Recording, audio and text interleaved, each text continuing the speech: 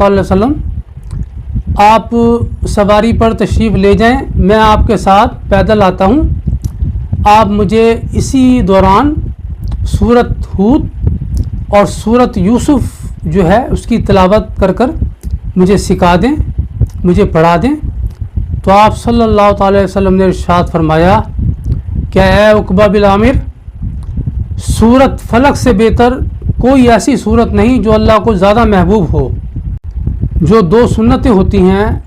فرض نماز سے پہلے، اس کی پہلی رکعت میں سورۃ فلق اور دوسری رکعت میں سورۃ ناس پڑھ لے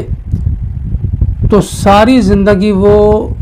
جادو سے، ٹونے سے، بد اثرات سے، تعویذ گنڈوں سے، گرہیں لگا لگا کر پھونکنے والی عورتوں کے شر سے، جنات کے شر سے، بھوتوں کے شر سے محفوظ رہتا ہے۔